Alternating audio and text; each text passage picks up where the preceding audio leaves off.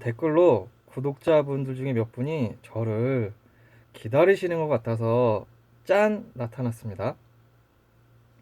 오늘의 이야기는 이춘재의 아기가 넘치는 밤. 첫 번째, 화성 8차 사건에서 이춘재의 자백 4가지 내용을 추가를 해가지고 화성 8차 사건을 다시 한번 스토리텔링. 그리고 두 번째, 외국 사이코패스와의 잠시 비교. 그리고 세 번째, 고유정에 대해서 잠시 이야기를 하고, 그리고 네 번째, 아내 또는 어, 자녀, 딸아이 등 가족이 갑자기 실종이 되었을 때의 대처, 그리고 핸드폰 위치 추적이 되지 않는 방법에 대해서 이제 이야기를 잠시 하고, 그리고 다섯 번째, 화성 연쇄 살인 사건의 지리적 프로파일링, 그리고 여섯 번째, 지리적 프로파일링의 속임수, 그리고 일곱 번째, 사이코패스의 사냥 심리, 그리고 여덟 번째, 역정보에 이제 주의하라, 그 등을 이제 순서대로 이야기를 하겠습니다. 책에 있는 내용은 아니고 저 개인적인 생각이에요. 경각심을 주기 위해서 하는 이야기고 개인적인 생각이기 때문에 심각하게 들으실 필요는 없습니다. 첫 번째, 화성 8차 사건 이춘재의 자백 4가지 내용을 추가를 해서 8차 사건을 다시 한번 스토리텔링. 먼저 어제죠. 경찰이 화성 8차 사건 범인으로 이제 이춘재를 잠정 결론 지었다. 이춘재가 자백한 이제 8차 사건에서 범인만 알 수 있는 이제 구체적인 내용이 공개가 되었죠. 영상도 제가 2개를 올렸고, 공개된 내용을 보았을 때 사실상 띄엄띄엄 이제 일부분만 이제 공개가 되었다. 이춘재의 8차 사건 자백 내용은 첫 번째, 당시 이춘재는 이제 술을 먹고 이제 우발적으로 이제 침입을 했다. 그리고 두 번째, 평소 장갑을 끼고 범행을 저질렀는데 8차 사건은 우발적이어서 장갑이 없었다. 그래서 신고 있던 양말을 벗어서 손에 끼고 피해자의 목을 졸랐다. 세 번째, 피해자의 속옷을 벗기고 범행한 뒤에 방 안에 있던 다른 속옷을 이제 뒤집어서 이제 입혀 놓았다. 안과 박이 이제 거꾸로 입혀졌던가 아니면 이제 속옷의 앞뒤가 거꾸로 입혀졌던가 정확한 정보는 나오진 않았지만 일단 이제 거꾸로 입혀 놓았다. 네 번째, 원래 박양이 입고 있던 속옷은 사건 현장 주변을 닦은 뒤에 밖으로 이제 가지고 나와서 이제 버렸다. 이 네 가지가 이제 추가로 이제 공개가 되었습니다. 술 먹고 우발적으로 침입을 해서 손에 양말을 끼고 범행을 하고 속옷으로 주변을 닦고 다른 속옷을 뒤집혀 입혀 놓았다. 술 먹었다라는 이제 이 부분을 전혀 이제 예측을 하지 못했습니다. 사건 현장 사진을 보지도 못했고 경찰이 알려주지 않기 때문에 일반인들은 사실상 추리하는 게 불가능해요. 그래도 일단 네 가지 중에 이제 의문이 풀린 것은 이춘재의 범행 성격상 남의 집에 들어갈 놈은 아니다. 노상에서 집으로 침입을 하게 되는데 그것도 이제 본인 집에서 집 근처에서 그런 대범한 행동을 할 때 그 공포를 어떻게 극복했을까 이해가 안 된다라고 이제 수차례 이야기를 했는데 그날 이춘재는 술을 먹고 이제 우발적으로 범행을 저질렀다고 이제 자백을 했죠. 이 영상의 전 영상인 이춘재의 8차 사건 옷 입히기 영상을 보시면은 원래 그 뒷부분에 원래는 1시간 분량의 외국 사이코패스 51명을 간단하게 분석을 해가지고 영상이 이어져요. 그런데 이제 구독자분들이 외국 사건들은 좀 지루할까봐 잘라내고 그냥 올렸거든요. 그냥 올릴 걸 그랬나? 왜냐면은 그 잘라낸 부분에 두 번째 이야기, 외국 사이코패스와의 비교. 미국 남부 캘리포니아에서 피해자가 밝혀진 것만 이제 16명 이상, 총 피해자를 예측하기에는 이제 65명을 예상하는 사이코패스가 있어요. IQ가 이제 129, 굉장히 똑똑한 사람이죠. 그리고 미국 항공우주회사에 근무를 하고 항공우주국에서 이제 컴퓨터 프로그래머인데 연쇄살인범이야. 이름이 랜디 크래프트. 랜디 크래프트가 시신을 차에 싣고 이제 유기하러 가잖아요.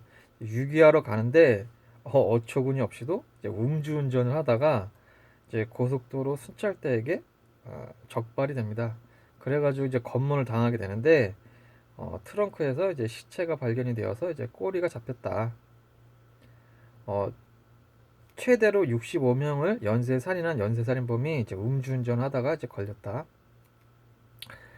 그리고 이제 추가로 희생자의 사진이 47장이 발견이 되고 랜디 크래프트는 특이하게도 희생자들을 죽인 후 점수를 매겨가지고 평가를 해놓는 이제 연쇄살인범으로, 그래서 별명이 이제 점수표 연쇄살인마. 그 점수표를 새길 때도 이제 암호로 점수표를 새겨놓은 사람이에요. 그래갖고 이제 총 65명의 피해자를 이제 기록해 두었다. 그래서 미국 검찰은 이제 결국 크래프트의 그 공책에 있는 암호를 이제 해독을 해냅니다. 그런데 제가 이제 이 사건에서 랜디 크래프트를 이제 주목하는 부분은 랜디 크래프트의 그 피해자들의 직장이죠. 항문에 양말을 구겨 넣어놨어요, 이 사람. 이춘재도 입이랑 음부에다가 뭔가 쑤셔 넣는다. 그리고 10차 사건에서도 이춘재도 이제 음부에다가 이제 양말을 넣어놨죠. 그래서 이 사건을 보고 양말을 구겨 놓는 놈인데 미국의 연쇄살인마가 술 먹었다. 그래가지고 이춘재도 술 먹고 한 적이 있나? 라고 이제 영상 내용에는 있어요. 근데 이제 지루할까봐 지워버렸는데 좀 아쉽죠. 그거 다 올렸어야 되는데. 그리고 이제 그 랜디 크래프트가 저지른 것으로 이제 의심되는 희생자 중에 22명은 시체 자체도 이제 확인을 할 수가 없다. 찾질 못한 거죠. 이춘재도 비슷하죠. 그리고 살인 사건 중에 일부는 세부 사항이 이제 혼자 하지 않은 것으로 이제 의심을 받고 있다. 이춘재도 약간 좀 그런 비슷한 점이 몇 가지가 있어요. 그래서 이제 이춘재의 술 얘기는 이제 잠시 있다가 또 하고, 두 번째, 이춘재는 평소에 장갑을 끼고 범행을 저질렀는데 8차 사건에서 우발적이어가지고 장갑이 없었다. 그래서 신고 있던 양말을 벗어서 손에 끼고 이제 피해자를 목을 졸랐다. 저 같은 경우는 이제 장갑을 끼고 목을 졸랐을 것으로 이제 추정을 했죠. 그런데 이제 손에 양말이었다. 왜? 술 먹었을 거라고는 이제 상상을 못한 거죠. 제가 술을 한 잔도 못 하거든요. 그래갖고 이제 술은 생각도 못했어요. 또 이야기가 또 이어지니까. 근데 이 장갑이 드디어 이춘재의 자백으로 이제 수면에 뜬 거죠. 그 전에는 장갑이랑 뭐 칼 같은 거를 썼다 안 썼다 의심만 했는데 이춘재 스스로 자기는 모든 사건에서 장갑을 끼고 범행을 했다라고 이제 이야기를 했다. 장갑이랑 칼을 쓴다라고 이제 줄기차게 얘기했는데 이제 드디어 이춘재의 이제 툴이 떴다. 그러므로 1차 사건 전에 발생한 7건의 성범죄 사건이 이춘재의 짓일 것으로 이제 매우 이제 유력해졌다. 그 제가 영상에서 그 이춘재 1차 사건 전에 7건의 연쇄 강간 사건도 이제 이춘재의 짓이다라고 이제 영상을 여러 번 올렸거든요. 근데 이제 그거를 불편해 하시는 분들이 계시더라고요. 증거도 안 나왔는데 네, 의심을 한다. 곧 결과가 밝혀지겠죠. 세 번째, 다른 속옷으로 뒤집혀 입혀 놓았다. 어, 원래 입고 있었던 속옷을 벗긴 다음에 다시 입혀 놓은 줄 알았는데 다른 속옷을 입혀 놓았다. 상상도 못한 거죠. 이춘재한테 완벽하게 한 방을 먹었다. 굉장한 놈이죠. 상상도 못할 정도로 교활한 놈. 계략을 쓰는 놈이에요, 이놈은. 이놈은 계략을 무지막지하게 쓰는 놈이다. 그 방 안에서 다른 속옷을 꺼내가지고 거꾸로 입혀놓을 정도면은 머리가 굉장히 빨리 돌아가는 놈이에요, 이놈은. 그래서 수십 차례 얘기했잖아. 이놈은 계략을 쓰는 놈이다.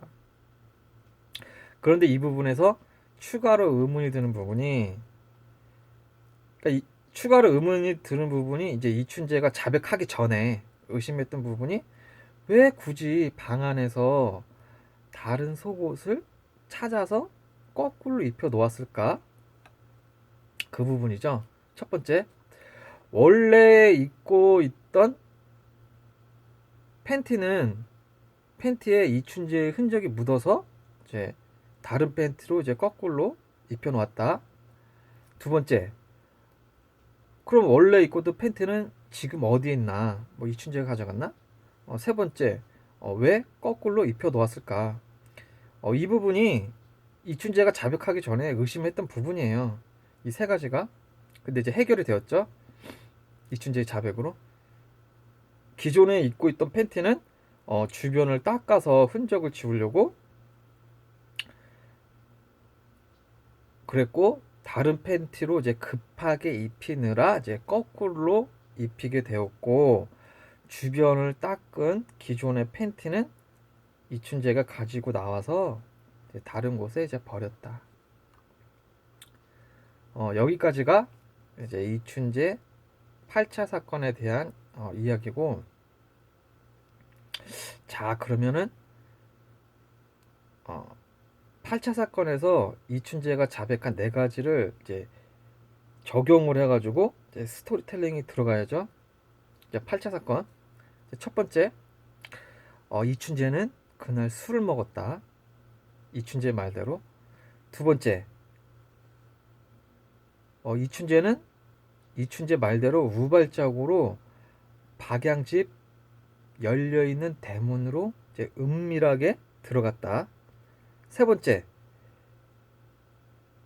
공부방 앞에 서자 이춘재가 수그린 상태에서 문 창호지에 구멍을 하나 뚫어가지고 안을 한번 보고 혼자 있나 확인 후 다시 허리를 편 상태에서 키높이로 문의 창호지 구멍을 하나 더 뚫어서 안을 한번 더 보고 혼자 자는 걸 확인하였다. 그래서 그 사건 현장 그 문 창호지 그 사건 현장 보면요, 구멍이 아래랑 위에랑 두 개가 뚫려 있다. 이춘재가 들어가기 전에 두 번 뚫어가지고 확인을 한 거예요. 그렇겠죠. 어떤 미친놈이 그냥 문 고리를 따고 누가 들어가? 분명히 아래로 한번 뚫어서 확인하고 위로 뚫어서 확인을 했을 것이다. 그래서 구멍이 위아래로 두 개가 더 있다. 자, 그러면은 밖에서 이춘재가 창호지 구멍을 뚫어서 안을 확인할 정도로 그날 달빛이라든지 어둡지가 않았다. 그러니까 이게 8차 사건에서 의문이 드는 것도 그거죠. 아니, 어두워서 범행을 어떻게 했을까라고 이제 의문을 가지는 분들이 계시잖아요. 그게 여기서 깨지는 거예요. 이춘재가 창호지 구멍을 두 번 뚫어서 안을 확인했을 정도로 그렇게 어둡지가 않았다. 어두웠다라고 이제 의심하는 부분이 이제 깨지는 거죠. 칠흑 같은 어둠이 아니었다. 그리고 이춘재는 혼자 자는 게 확인이 되자 그 방꼬리 쪽에 이렇게 구멍을 내서 방 고리를 벗기고 이제 침입을 하였다. 자, 네 번째. 이때 이춘재가 이제 신발을 신고 들어갔느냐, 이제 신발을 벗고 들어갔느냐. 그러니까 사건 현장 사진을 보면 진짜 알 수가 있는데 경찰이 보여주질 않으니까 이제 어쩔 수가 없죠. 아쉽지만 일단 이춘재의 진술대로 양손에 장갑을 끼웠으므로 신발을 벗고 이제 맨발로 들어갔다. 특히 8차 사건에서 방 안에 이제 흙자국, 신발 자국 이야기가 없잖아요. 그러니까 이춘재는 맨발로 침입을 했다. 그리고 맨발로 침입을 해야 범인한테 유리할 수도 있죠. 왜? 소리가 덜 나고 어두운 상태에서 발에 뭔가 장애물이 부딪혔을 때 금방 발 감각으로 느낄 수 있으니까 이제 조심할 수가 있잖아요. 그래서 이춘재는 맨발로 침입을 했다. 그러면 이제 다섯 번째, 방 안에 침입한 이춘재는 어떻게 방향을 제압을 했을까? 일단 두 가지 방법. 첫 번째, 침입을 하자마자 박양의 입을 막아서 제압을 하고 바지랑 팬티를 벗겨서 팬티를 입에 구겨 넣고 소리를 지르지 못하게 제압 후 순서대로 범죄를 저질렀다. 그런데 이렇게 되면은 그 턱 아래 그 삼각형 그 뾰족뾰족한 상처들이 설명이 되질 않아요. 이게 과연 양말을 끼고 교사를 할 때, 액사를 할 때 이런 뾰족한 상처가 날 수가 있는가? 그럼 두 번째, 이춘재가 침입을 하자마자 박양 입을 막으면서 목에 무언가 흉기나 공구 아니면 집에 들어가기 전에 뭐 나뭇가지 같은 걸 꺾어서 또는 방 안에 들어갈 때 그 책상 위에 있던 그 필기도구 무언가를 들어서 박양 목에 들이밀어서 이제 제압을 할 때 상처 한 개가 남았고 다시 다른 행동을 하기 위해서 이제 칼이 아니라 무언가를 띄었다가 다시 목에 들이밀어서 상처 2가 남으면서 한 손으로는 이제 바지를 벗기고 다시 띄었다가 다른 행동을 하기 위해서 띄었다가 다시 목에 들이밀어서 상처 3이 남기면서 이제 팬티를 벗겨서 박양입에 팬티를 넣었다. 그러니까 방 안에서 그러니까 흉기도 들이밀고 옷도 벗기다 보니까 이제 띄었다 한 거죠. 그래서 턱 아래에 뾰족한 상처가 3개가 이제 생겼다. 그 후 성폭행 후 양말을 낀 손으로 이제 목을 졸랐다. 박양이 사망을 하자 박양 입에 있던 팬티를 꺼내서 주변 흔적을 닦고 이제 다른 팬티를 찾아서 급하게 갈아입히느라 이제 거꾸로 입혀 놓고 바지도 다시 입혀 놓고 이불까지 덮어서 사건 현장을 정리한 후에 이제 대문으로 이제 빠져나왔다가 되겠죠.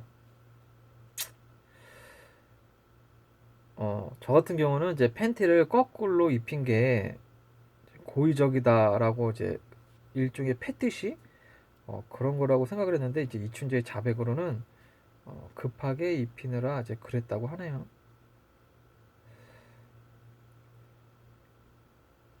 그리고 여기에서 추가로 그것이 알고 싶다 해서 방송에서 나온 현장 사진을 보면은 박양이 누워 있을 때 박양 머리가 그 옆방에 부모님이 계신 미닫이 문으로 이제 향하고 있어요. 즉, 그럼 이춘재가 그 다리 쪽에서 범행을 저지른 거잖아요. 그러면은 이춘재는 미닫이 문을 정면으로 두고 안방의 움직임을 주시하면서 이제 범행을 했다.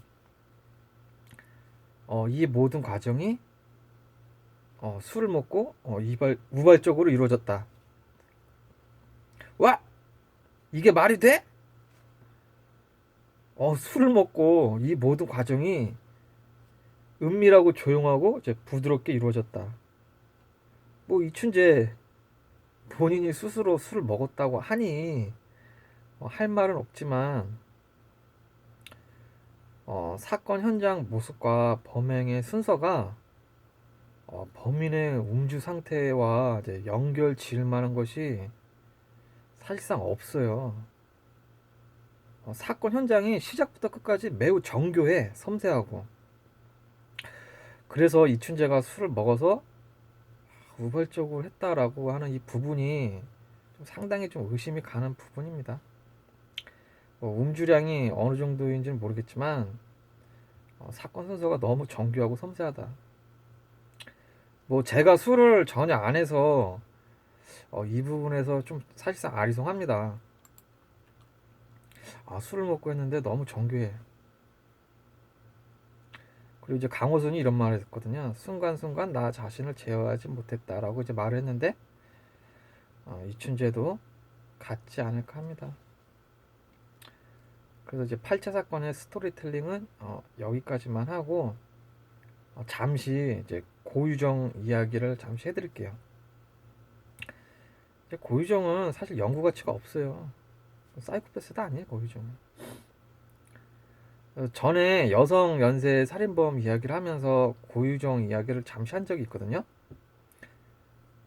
왜 다시 이야기를 하냐면요. 이춘재가 부모가 있는 옆방 미닫이 문을 본인이 정면으로 바라보면서 범행을 한 것으로 이제 추정이 되는데, 왜 박양이 그렇게 누워 있었으니까 고유정도 의붓 아들을 이제 눌러서 질식사를 시킬 때 잠을 자고 있던 남편을 바라보면서 이제 눌렀을 것이다. 왜? 그래야 안전하거든. 그리고 고유정은 뭐 사람마다 생각하는 게 다르니까 전문가들은 고유정을 보고 이제 사이코패스라고 하는데요. 저는 사이코패스는 아니고 전형적인 여성 살인범의 특징을 많이 보인다. 고유정이 사이코패스였으면요, 의붓 아들보다는 이제 전 남편이 먼저 죽었죠. 전 남편이 먼저 죽고 현 남편도 이제 죽었을 것이다. 그럼 고유정의 그 동기는 무엇이냐? 그거죠. 여성 연쇄 살인범의 특징 중에 한 가지, 우생적인 믿음. 누가 가치가 있는지 가치가 없는지에 대한 이제 우생적인 믿음. 의붓 아들과 전 남편이 사라지면 가장 큰 이익을 보는 것이 누구냐? 고유정인가? 아니죠. 고유정은 위험해질 수가 있는 거죠. 의붓 아들과 전 남편이 사라졌을 때 가장 큰 이익이 되는 건 친아들이다. 친아들을 위해서 새로운 가정을 다시 꾸려야 하는데 걸림돌이 두 개가 있죠. 걸림돌 첫 번째, 의붓 아들을 제거한다. 걸림돌 두 번째, 현 남편 그 소방관에게 친아들을 양자로 이제 호적에 넣어야 되는데 걸림돌이 누구예요? 전 남편의 이제 허락이죠. 전 남편을 그래서 제거를 했다.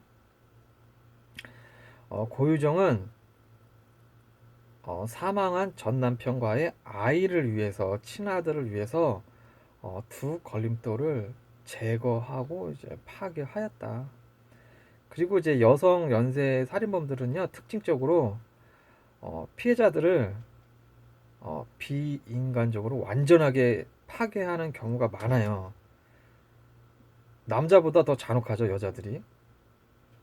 그래갖고 여성 범인들의 그 피해자를 보면은요, 추정하기도 매우 어렵고 그 시신을 흔적조차 찾지 못하는 경우가 여성 살인범들의 그 특징입니다. 그래서 고유정은 자기 중심적인 지극히 여성스러운 방식의 이제 살인범이다. 그리고 이제 고유정이가 사이코패스면은 CCTV에 그렇게 많이 찍히지도 않았죠. 들어가는 거 찍혀, 공구 사는 거 찍혀, 환불 받는 거 찍혀, 버리는 거 찍혀, 배에서 찍혀. 사이코패스는 그렇게 찍히지가 않아요. 고유정은 사이코패스도 아니고 연구할 가치도 없다. 고유정 끝. 그럼 세 번째 이야기. 아내 또는 딸아이 등 가족이 갑자기 실종되었을 때 이제 어떻게 해야 할까? 그 이제 운전하고 길을 지나갈 때 이제 종종 보이죠. 이제 사거리 같은데 이제 아이들을 찾는 현수막. 가정 파탄 나고 부모는 몇십 년째 막 그냥 실종된 아이를 찾아다니죠. 그리고 이제 방송에서도 이제 종종 나오고 그 대표적인 사건으로 이번에 알게 된 1989년 이춘재가 자백한 화성 초등학생 실종 사건. 초등학교 2학년생이 실종이 됐는데 경찰은 가출로 처리. 말이 안 되죠. 그리고 이제 2003년에 포천 여중생 매니큐어 사건, 그리고 2004년에 화성 여대생 실종 사건, 그리고 2006년에 얼마 전에 그것이 알고 싶다에 나온 양산 여학생 2명 실종 사건, 그리고 2006년에 전북 여대생 그 실종 사건. 자, 모두 다 이 여성들이 어디서 실종이 됐냐면은 집 근처에서 실종되었어요. 희한하죠? 집 근처에서 여자들이 없어진다. 경찰이 수사를 하고 수색을 했으나 시신조차 발견되지 않거나 발견이 되어도 경찰이 발견이 되는 게 아니라 우연히 그 주민에 의해 발견되는 미제 실종 사건들. 또 특이한 게 뭐냐면요, 2008년에 강남에서 동거녀를 살해한 다음에 그 남자가 이제 화성시에다가 시신을 유기하는 사건이 있었거든요. 근데 이제 시신에서 그 여성 변사체가 성형수술한 부분이 있어가지고 경찰이 성형의 깔을 그냥 샅샅이 쥐어가지고 이제 수술해가지고 신원을 확인을 해가지고 이제 범인을 검거한 사건이 있었는데요. 그때 수사를 했던 성형수술한 20, 30대 여성 1949명 중에 연락이 되지 않고 실종된 여성이 무려 28명이었다. 여기서 깜짝 놀란 거죠. 1949명 중에 28명이 사라졌다. 실종됐다. 연락이 안 된다. 무서운 이야기죠? 근데 아무도 찾지를 않아. 그럼 실종, 내 가족에게, 이제 구독자분들에게 이런 일이 닥치면 이제 어떻게 해야 되는가? 이미지 트레이닝을 이제 잠시 해보는 거죠. 구독자분들이랑. 경찰에 신고를 즉시 했는데 경찰이 가출한 거 아니야? 며칠만 더 기다려 보세요 하면 그 이야기 듣고 가만히 있을 거예요? 가만히 있어야 하는가? 아니다. 며칠 그냥 기다리면은 끝장난다. 골드 타임이 지나가면 평생 현수막을 걸어도 찾지 못하는 상황에 이제 빠질 수가 있다. 그럼 어떻게 해야 하느냐? 이때 하는 게 그거죠. 뭐 지적 프로파일링? 아니 무슨 뭐 전문가들만 뭐 지적 프로파일링을 하나? 그죠? 맨날 나오잖아요. 영화나 드라마에서 자주 나오는 장면. 지도 펼쳐놓고 사건 장소 표시하면서 이제 추적을 하는 거죠. 이번에 그 개봉된 영화 터미네이터에서 그 사라가 핸드폰을 그 과자 봉지에 넣어가지고 추적을 피하는 장면이 나오거든요. 이게 실제로도 가능하다. 그 우리가 먹는 그 과자 봉지 두 개에다가 핸드폰을 넣으면은요, 이제 핸드폰 위치 추적이 되지가 않는다고 합니다. 이 부분이 이제 공개가 되었죠. 이 정보가 분명히 이제 이 정보를 알게 된 이제 범죄자들이 어, 이용할 가능성이 큽니다. 그래가지고 최대한 빨리 가족들이 움직여야 돼요. 추적의 기본 3단계 제가 만든 겁니다. 첫 번째, 범인이 남자이냐 여자이냐 이제 추정하기. 가장 기본적인 거죠. 범인이 남자이냐 여자이냐. 범인이 남자인지 여자인지부터 잘못 예측을 하면은 그 사건은 그 순간 그대로 미제 사건이 되는 거죠. 예로 2001년에 부산 배산 여대생 피살 사건. 경찰은 범인이 남자인지 알고 수사를 했는데 검거 실패, 미제 사건이 되었다. 그런데 16년 후 그 여대생의 칼에 찔린 위치를 범인의 키와 비교했을 때 범인은 여자일 가능성이 매우 높다. 그러니까 초동 수사가 실패한 거죠. 가장 기본, 범인이 남자냐 여자냐 조차도 생각을 안 하고 수사를 했다. 그냥 남자일 거라고 생각을 하다가 이제 미제 사건이 돼버렸죠. 그리고 두 번째, 면식범이냐 이제 비면식범이냐. 면식범이냐 비면식범이냐에 따라서 납치 장소와 유기 장소가 아주 완전히 달라질 수가 있다. 1번하고 2번은 3번을 하면서 이제 생각을 하면 돼요. 3번 가장 중요한 거죠. 최대한 빨리 실종 마지막 장소로 이제 달려가기. 한 명은 최대한 빨리 실종자의 이동 경로를 예측을 해가지고 이동 경로 근처에 있는 블랙박스 차량 번호랑 그 전화번호를 쫙 따야죠. 그리고 주변에 CCTV가 있는 상점에 이제 실종을 알리고 최대한 CCTV 장면을 확보할 수 있게 주변을 들쑤시고 다녀야 됩니다. 그리고 또 한 명은 그 실종된 그 이동 경로 그 주변에 반지 하나 그 1층 집을 위주로 이제 살펴보고 유기 장소는 다른 사건들을 이제 보편적으로 봤을 때 여러 사건을 봤을 때 그 실종된 장소에서 그 15km 내에 인적 없는 곳에 유기를 하겠죠. 그 중에서도 이제 큰 길에서 작은 길로 이제 갈라지면서 그 작은 길이 끝나는 데가 이제 산 그런 곳에 유기를 하니까 범인들이 그쪽을 이제 먼저 수색을 한다.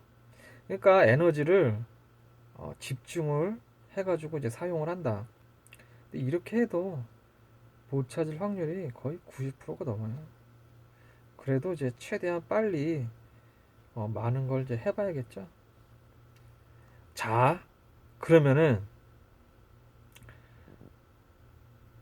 이 지리적 프로파일링을 이제 화성 연쇄 살인 사건에 이제 한번 적용을 해봐야겠죠. 네 번째 이야기, 화성 연쇄 살인 사건의 이제 지리적 프로파일링. 화성 연쇄 살인 사건은 4개의 읍과 리에서 이제 발생이 되었다. 태안읍, 그리고 이제 정남면, 그리고 이제 팔단면, 그리고 동탄면에서 사건이 이제 연쇄적으로 이제 발생을 하게 되는데, 특이하게도 1차부터 5차 사건이 반경 5km 내에 그 태안읍에서 4명이 연쇄적으로 사망을 하고, 한 건은 10km 떨어진 정남면에서 이제 1명이 사망을 하고 총 5명이 사망하는 연쇄 살인 사건이 발생이 되었다. 그리고 시신은 그 동네 이제 구석구석에 범인이 숨겨놓았다. 그럼 범인은 지리적 프로파일링을 어떻게 해야 되느냐? 이거는 지리적 프로파일링을 할 것도 없이 범인은 그 지역을 잘 아는 동네 거주자다. 자, 그러면은 그 범인이 거주 지역을 잘 아는 동네 인근에 사는 놈으로 이제 특정이 되었잖아요. 근데 넓어. 수사할 지역이 넓잖아요. 그 화성 그 지역이 4개 읍과 면이. 그러면 수사 범위를 줄여야 되는데 이제 수사 범위가 넓다. 그렇잖아. 이 한 지역에서 범인이 막 북쪽, 서쪽, 동쪽, 남쪽 어디에 살지 어디로 또 튀었는지 이제 알 수가 없다. 그런데 화성 사건에 어, 특징이 있어요. 이 화성 이 지역의 그 특징이 뭐냐면은 한가운데 일본 국도가 이제 반을 가른다. 그러니까 한 개의 사건 지역이 일본 국도가 중심으로 이제 지나가면서 한 개의 사건 지역이 이제 두 개의 지역으로 이제 나눠진다. 서쪽 마을과 동쪽 마을. 그런데 여기에서 1차에서 5차까지 5명의 여자가 서쪽 마을에서만 죽었다. 그러니까 일본 국도 기준으로 해서 왼쪽에서만 여자 5명이 연쇄적으로 이제 살해되었다. 동쪽에서는 발생을 안 하고. 자, 영화나 드라마에서 막 지리적 프로파일링을 막 하는 장면이 많이 나오잖아요. 그때 무엇을 하느냐? 큰 길, 도로, 그리고 강 같은 이제 특정한 그 큰 특정한 그 특징과 그 길을 갖다가 이제 특징을 찍어갖고 잡아내잖아요. 그리고 예측을 하고 화성 사건은 1차부터 5차까지 그 5명의 여성이 피살된 사건이 일본 국도 왼쪽 서쪽 마을에서만 발생한 것이 그 특징이다. 그럼 범인은 가운데 일본 국도가 있고 서쪽 마을에서만 5명이 죽었어. 그러면 범인은 동쪽 마을에 거주할 가능성이 이제 크겠죠. 왜? 다 그런 건 아니지만 보편적으로 자기네 동네에서는 이제 범행을 안 하거든. 그 도둑놈이 도둑질을 할 때 그 다른 동네 가서 하잖아요. 강간은 집 근처에서 첫 범행을 한다는 그 이론도 있어요. 그런데 이거는 살인이다. 그러면은 이때 그 일본 국도를 그 사이코패스 입장에서 이제 어떻게 봐야 하는가? 네 번째 이야기 이제 사이코패스의 살인 심리. 사실 제가 이야기하는 게요 책에 있는 내용이 아니라 그냥 제가 상상으로 하는 내용이니까 너무 심각하게 받아들이지 않았으면 좋겠습니다. 사이코패스의 살인 심리 그 일본 국도 이춘재 인간이 하는 스포츠 중에 가장 흥분도가 높은 쾌감 그리고 이제 막 인간의 본능 그리고 아드레날린이 제일 많이 분비되는 스포츠가 무엇이냐? 골프? 도박? 사냥이죠. 헌팅. 어느 나라든 최고의 귀족 스포츠는 사냥이다. 외국의 왕들, 뭐 우리나라 왕들 사냥 다니잖아요. 남자들이 친한 사람들끼리 모여가지고 팀을 꾸려가지고 사냥을 나가가지고 목표물을 추격을 하고 죽여가지고 피를 보고 이제 전리품을 챙긴다. 이게 남자들이 제일 재밌어하는 거예요. 이게 그 사냥을 현대 사회에서는 사이코패스 혼자 그 사냥을 즐기는 거죠. 그러니까 남자들이 팀을 짜가지고 이제 성밖을 나서고 그 성밖에 그 해자를 건너고 이제 국경선을 건너가가지고 이제 마구잡이로 막 약탈을 하고 죽이고 강간하고 이제 전리품을 챙겨서 돌아오잖아요. 이거는 뭐 인간의 아주 오래된 역사죠. 남자들이 오랫동안 해오던 거. 그래서 이 큰 길, 큰 강을 갖다가 이제 저 같은 경우에는 이거를 어떻게 생각을 해야 되는가를 그 전부터 생각을 했었는데 이거를 이제 심리적 경계선 또는 나의 방어선, 국경선 개념으로 저는 이제 생각을 했습니다. 그러니까 성 밖에 해자를 건너서 이제 큰 길을 건너서 강을 건너서 이제 넘어가서 이제 무슨 짓을 하고 해도 괜찮고 다시 이제 복귀하면 끝. 그래서 초반에 이춘재도 저 일본 국도를 이제 건너가서 5건의 이제 연쇄 살인을 저질렀다. 5번째 이야기. 그럼 이 사이코패스의 지리적 프로파일링의 이제 속임수 이어서 하고 싶은데요. 지금 시간이 40분이 됐는데 핸드폰이 끊겨요. 그래서 잠시 끊었다가 다시 이어갈게요.